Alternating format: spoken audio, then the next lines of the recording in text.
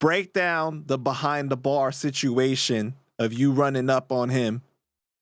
Well, did you feel bad about doing that in the end? Yeah. I be feeling bad. You know, when I do things, that's how I know the change happened with me.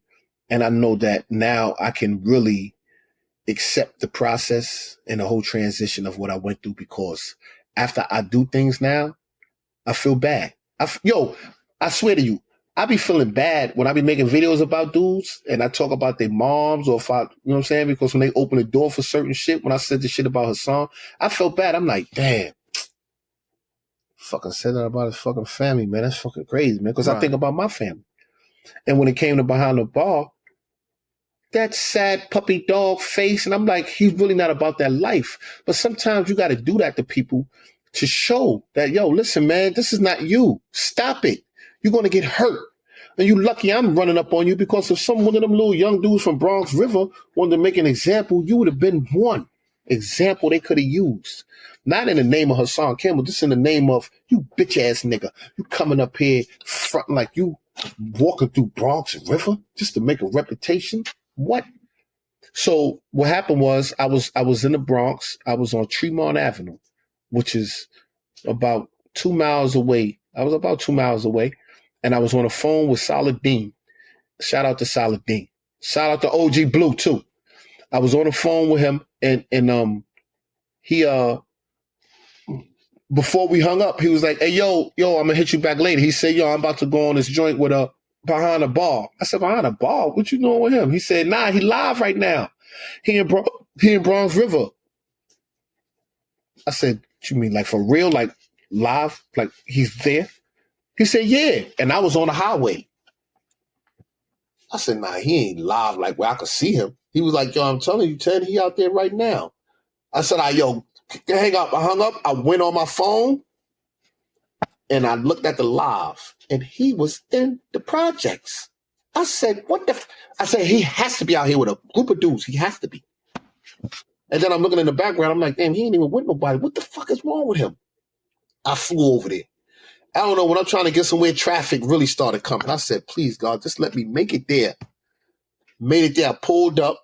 He was in the park, that moment where he was shooting the hoops with the young kids. I waited. I watched him. I said, look at this dumb. Yo, I just kept saying, look at this dummy. Why would he come down here and do this? Long story short, you know, you see the scene where I went up to him in the store. And when he see me 10 toes down, what up, what up? He did exactly what I said he was going to do. I said that. I've been saying, I said, when they see me, I bet you they're going to be like, yo, 10 toes, what up? They're going to be smiling and try to be my friend. That's why I said, fuck out of here with that nigga. You got something you want to say to me now? What you talking about, 10? Yo, I thought this was just, you see the whole thing went down? And then when he was walking away, I say, let me try this little sucker. That's when I push him up on the gate. He was like, yo, get off me. Why you touching me? Get off of me. I said, he's a bitch. And that's why I said, yo, let me just give him a shot. And I wouldn't even try to hurt him. I'd have just smacked him a couple of times. That's when I said, you know what? I'm going to give you a chance. Throw your hands up. Me and you, one-on-one. Throw your hands up. I'm going to give you a shot. What's up? And that's when he was like, what's that going to prove? And I'm like, that shit just like made my blood boil. You like, it's going to prove you a bitch, because you've been talking all of these. He's been talking years about me. Just like Gotti, talking years about me. And I got you now. So I'm just going to humiliate you and disrespect you and have people laugh at you and clown you, because that hurts more than me smacking you or hurting you and doing something to you. So here, clown bozo, here you go. And that's what he got for doing that dumb shit coming down there. So you never had any intention of physically putting hands on him. You just knew that this situation wasn't really going to escalate. Yeah, that was a spur of the moment. But before that, I knew from the beginning of when he was talking about me and all that, I knew if I ever was to see him in person, that he wouldn't dare lift a finger. I know that. If I see Bulletz Gotti now, it ain't like, look, this how you know he's not street. If I seen him, He's not going to see me and just pop 10 toes and swing on me or snuff me, yo. Behind all the things that he sat up here with you saying, yo, he was in my grandmother's house. He was on the phone with my mother, live with my grandmother and all that, and my uncle, fake uncle. He ain't going to do none of that. I'll tell you how it's going to end. If I see Bulletz Gotti and he see me, he either going to try to turn away quick if I can't recognize him, but he too tall and goofy. And if I approach him, I bet you it's going to be smiles. Yo, what up? Yo, Ted, yo, you crazy, man. He going to be with that soft smile, nervous. And I'm going to give him a chance, though. I ain't going to just joke, because I don't do that with people from when I was locked up, from when I was younger. I'm not the type of person that just snuff you and try to do, nah. Let me get a one-on-one. And that's another thing with people in gangs and all that. When I was in power, they didn't like that about me. Like, nah, son, you always want to give one-on-ones, this and that. And none of them wanted to do. My thing was like, nah, you got to fight him one-on-one. Because they always think that the way we're going to jump them. Nah, ain't nobody jumping none. Fight him one-on-one. That's when they So wait. So is the situation with you and behind the bar over now? Like, are you guys good now? Yeah. Nah, it ain't that we good. It's good. Like, I ain't never had no beef with him. It's just him and his goddamn mouth and him running behind Hassan thinking him and Bulletz thought they could be like Hassan, right? The only thing is this. If you catch him, all that shit is going out the window. The same thing with Hassan. When I finally got to see him, he got out the car and was like doing this right here. I'm like, what's up? What that mean? What's good? What you want? You want to get it? Yo, I thought we was here to talk, to sit down.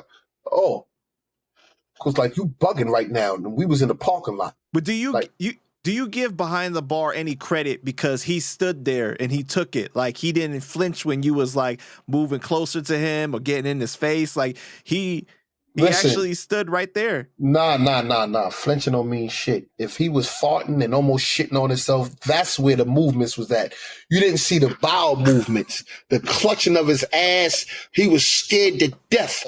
He knew if I'm stepping up to him, getting up in his face, and he like flinch, cowards. They know if I flinch, he might think that I'm trying to swing, and then he really gonna hit me. So let me just sit here and just. And then you just seen he was totally dehydrated. His lips went white. He could have fell out at that moment.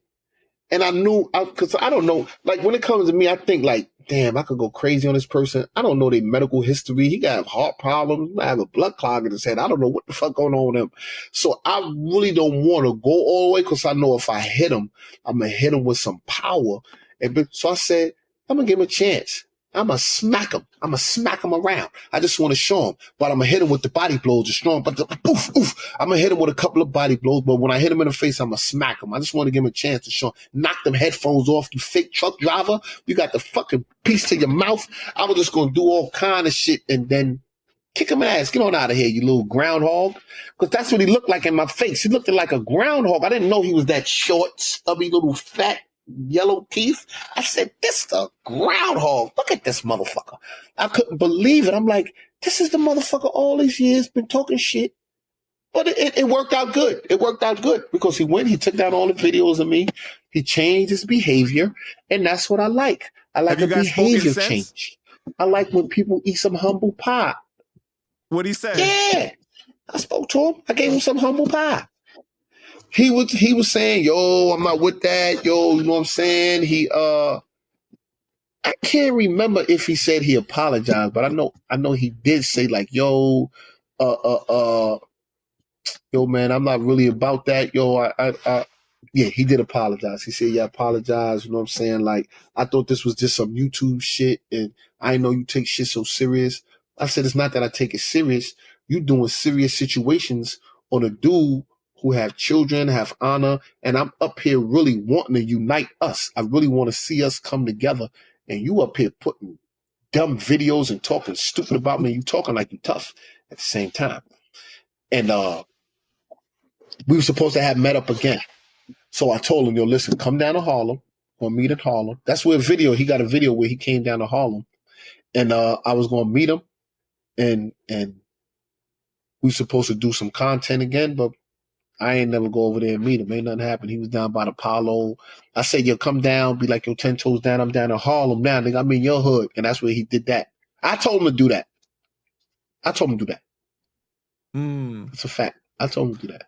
Well, man, shout out to Behind the Bar, bro. He's always shown me love, so I ain't really got nothing bad to say about him. Ain't nothing bad to say about Behind the Bar, though. Ain't nothing bad to say about him because I listen, that's the whole thing with me, right? I always tell people, Panda, I say, I don't care what I've been through with nobody, whatever the situation is, I'll work with anybody. You know why? Because I really know deep down inside, you really are not the person that you are claiming to be.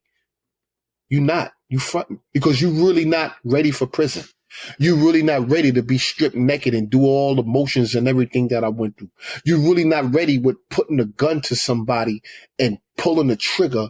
And when they fall down, you just don't give a shit and stomp them after you shot them already. You're really not about that life. You're really not about, I don't care if the police shoot me in the shoot. You're not about that. You're not really ready to go all the way down on some revolutionary shit for the wrong thing. That's Right. what I was down with. I was down with the wrong shit.